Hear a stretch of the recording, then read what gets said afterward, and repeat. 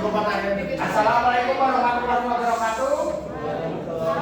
Perkenalkan, nama saya Asdoris Pradana Putra sebagai moderator pada presentasi kali ini.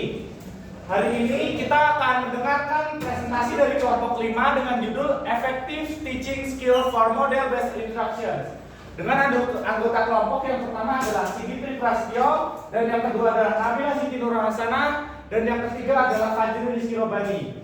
Untuk kelompok 5, waktu dan tempat dipersilahkan. Keterampilan mengajar itu ada perilaku atau guru siswa yang spesifik dilakukan sebelum dan selama kelas. Lalu ada yang kedua, menjadi dasar keputusan dan tingkat tindakan dalam strategi pembelajaran. Yang ketiga ada efektif bila menunjang tercapainya tujuan belajar didukung oleh pengetahuan. Lalu ada deklaratif apa yang dilakukan, prosedural bagaimana melakukannya. Lalu ada yang ketiga kondisional kapan dan mengapa dilakukannya. Lalu ada tujuan area keterampilan mengajar efektif dibagi menjadi 7, yaitu ada perencanaan pembelajaran, manajemen waktu, penyajian dan struktur tugas, komunikasi, memberikan informasi instruksional, dan yang keenam ada menggunakan pertanyaan untuk belajar, dan yang ketujuh tinjau dan menutup pembelajaran.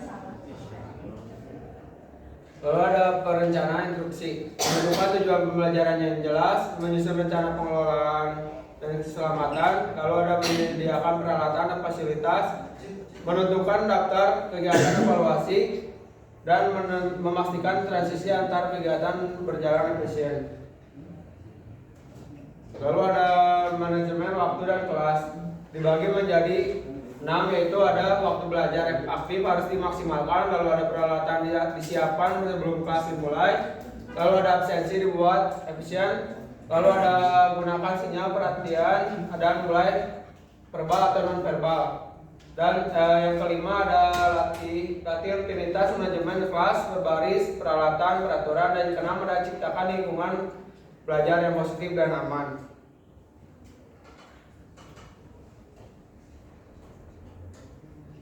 Nah, di sini ada pemantauan lingkungan dan belajar. Guru harus berkeliling memantau siswa atau mengatur jaraknya gitu. Terapkan prinsip witness atau kemampuan mengikuti arus, kesadaran penuh terhadap kondisi kelas. Lalu ada yang ketiga, lingkungan belajar dibangun dengan aturan kelas, batasan fisik, perhatian terhadap keselamatan, serta disiplin positif. Strategi pengajaran pendidikan jasmani menekankan perancangan yang matang, manajemen waktu efisien, penyajian tugas yang jelas, serta kemampuan guru memantau dan membangun lingkungan belajar yang positif. Dengan keterampilan ini, guru dapat meningkatkan ketertiban siswa, menciptakan pembelajaran yang efektif, dan menciptakan tujuan pendidikan jasmani.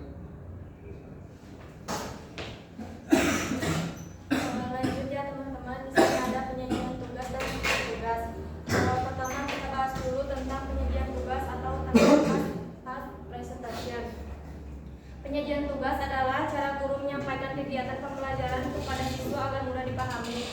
Di sini guru perlu menarik perhatian siswa terlebih dahulu, misalnya dengan menggunakan sinyal, pertanyaan, atau kotak mata. Kemudian informasi disampaikan secara verbal dan visual agar lebih jelas.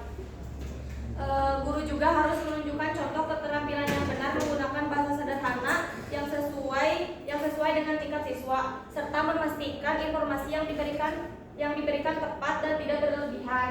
Selain itu, penyajian yang efektif membuat siswa lebih mudah memahami karena mereka bisa melihat, mendengar, dan langsung bergerak. Selanjutnya, bagian struktur tugas. Bagian ini berfokus pada kegiatan belajar diorganisasikan. Guru harus memperhatikan komponen latihan kegiatan seperti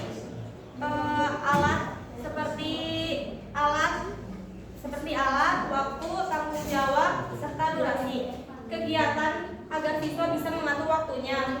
Kriteria kinerja juga perlu dijelaskan, misalnya waktu, jarak, ketepatan, atau skor.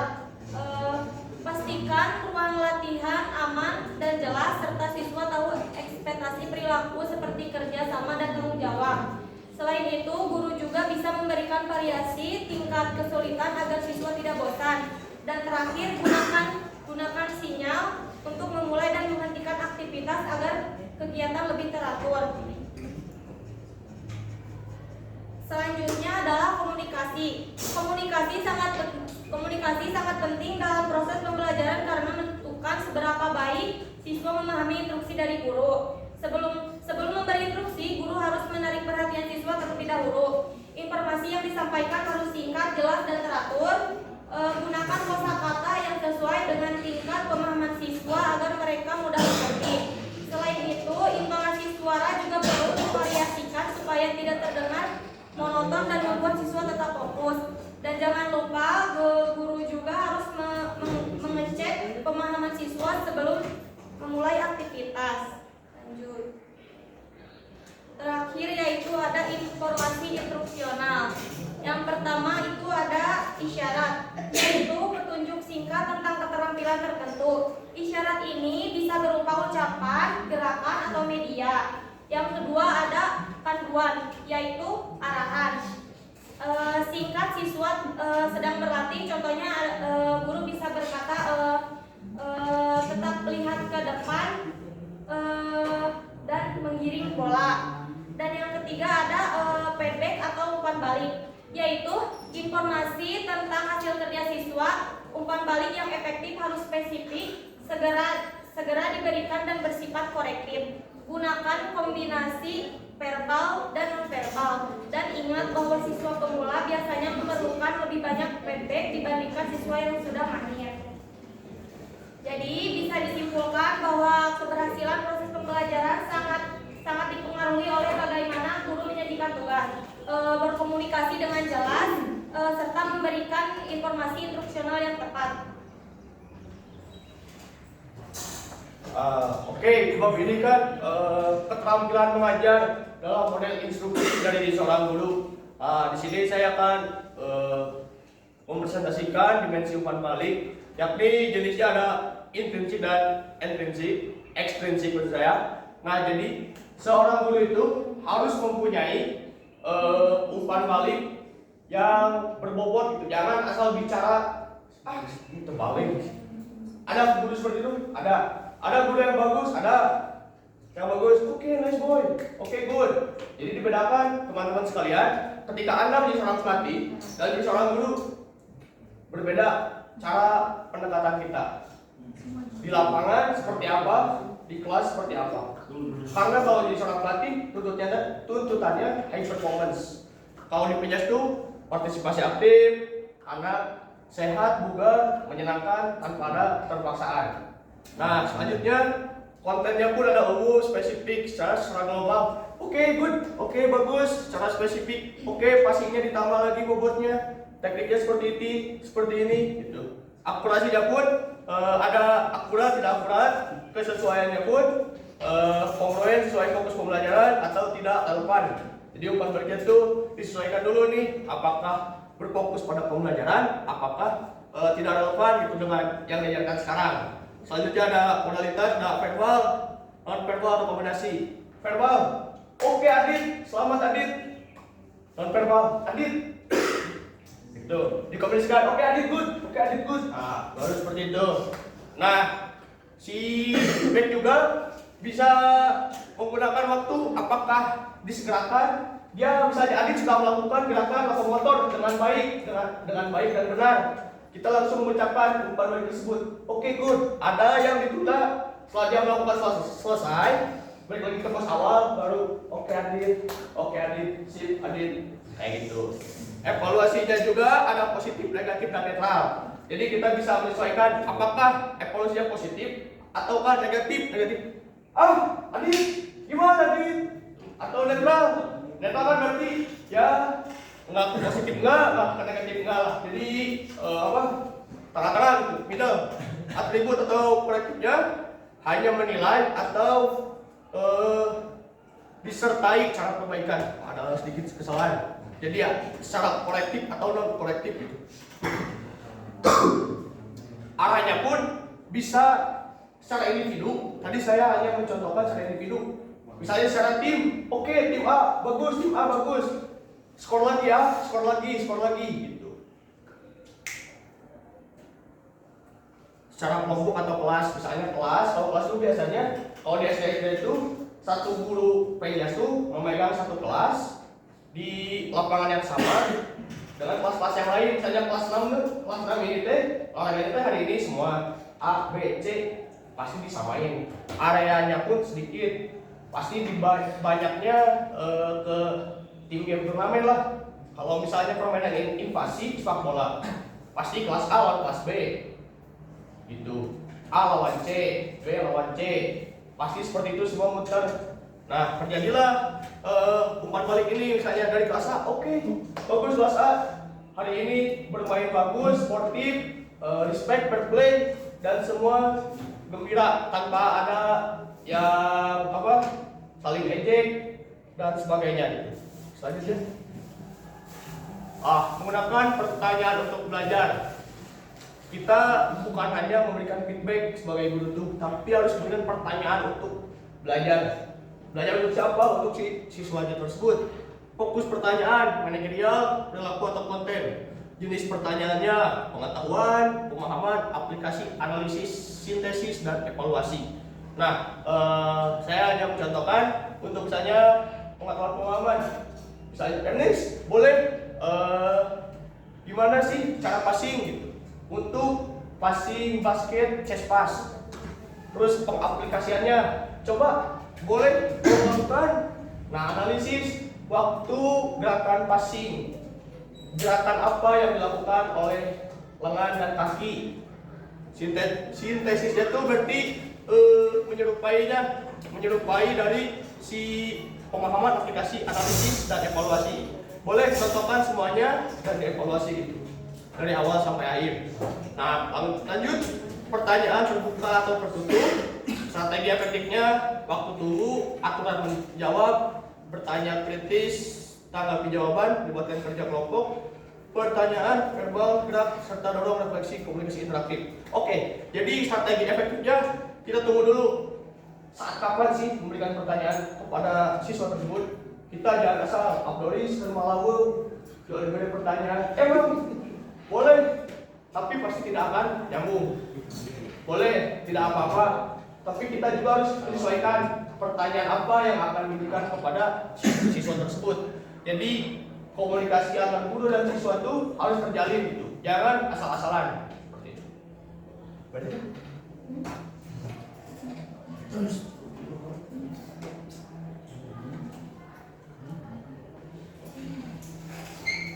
Oke, terima kasih untuk kelompok 5 karena sudah memaparkan materi yang sangat bagus sekali itu ya.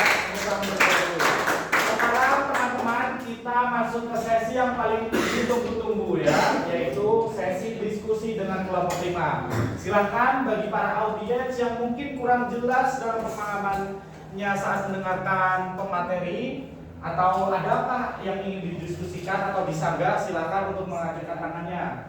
Silakan langsung saja siapa? Saya menambahkan pertanyaannya juga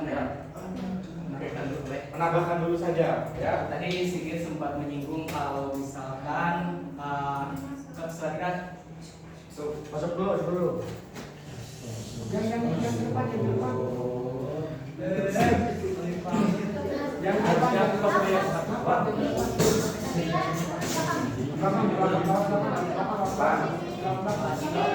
Yang ke depan.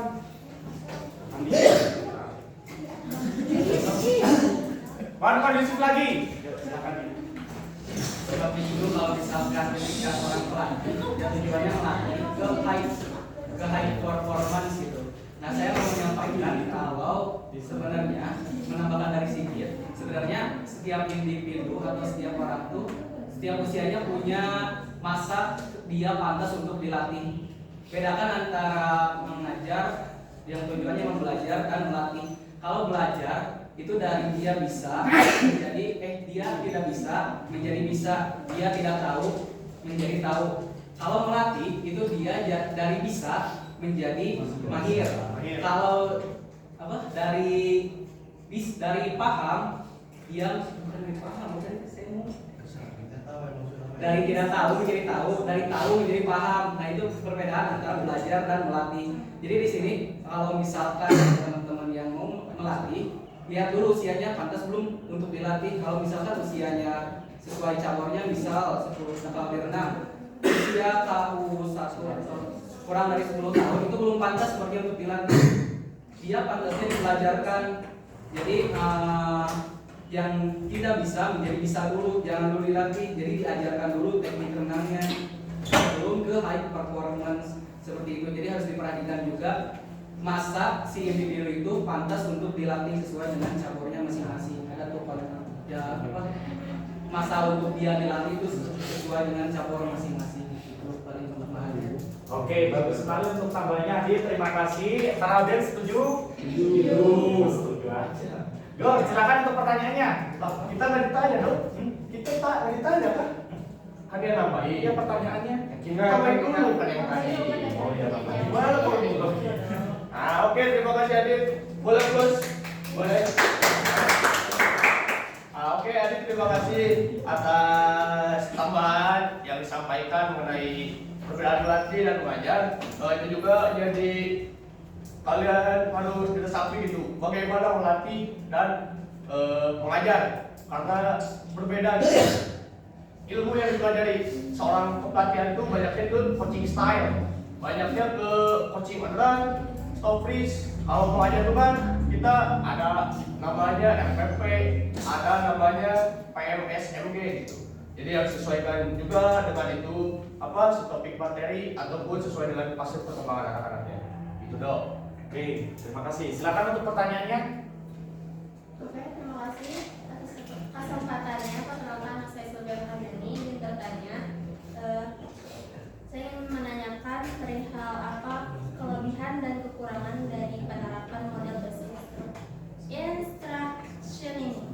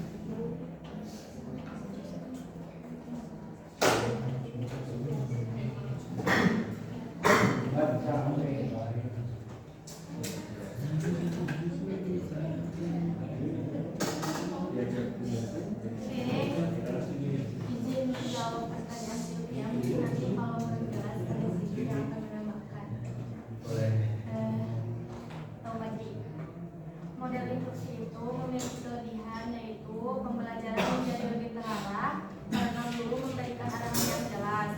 Lalu siswa jadi lebih mudah memahami tugas, terlatih memahami keterampilan dasar dengan benar, dan proses belajar berlangsung lebih efektif serta tertib. Namun kekurangan dari model ini yaitu kurang memberi ruang bagi kreativitas siswa, membuat mereka cenderung pasif dan bergantung pada kemampuan guru dalam menyampaikan instruksi. Jika tidak disampaikan dengan menarik juga, pembelajaran bisa terasa monoton dan membosankan.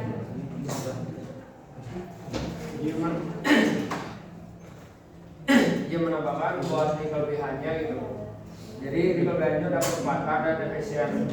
Lalu jadi dia itu memproses informasi dan menyelesaikan tugas atau meringkas dengan dalam hitungan detik atau cepat gitu. cepat kelebihannya. Lalu kekurangannya dia tuh mudah halusinasi. Kenapa? Model terkadang dapat menghasilkan informasi yang terdengar meyakinkan tetapi salah atau fiktif. Gitu. Izin menambahkan dulu. Ya, Jadi si model instruksi ini kayak gini dong.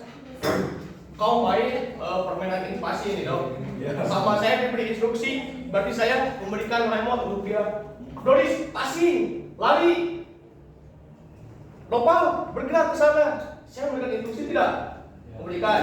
Tapi saya meremote. Nah itu perbedaannya. Ketika tidak diremot, anak-anak yang sering diremot oleh seorang guru atau seorang pelatih, contohnya gitu ya, ketika sudah dia harus membuat keputusan itu jadi bingung. Karena apa? Sering diberi instruksi ini. Jadi hati-hati para coach juga, para guru, ketika Anda mengajar atau melatih, ketika kau passing anak pasti passing, anak pasti melakukan. Tapi ketika sudah ada di depan gawang, harusnya membuat scoring untuk membuat keputusan jadi gol, dia bilang dulu, coach ini ngapain? Ini bola diapain? Pasti seperti itu. Karena sering apa? Anak tersebut sering diremot oleh seorang pelatih atau seorang gurunya.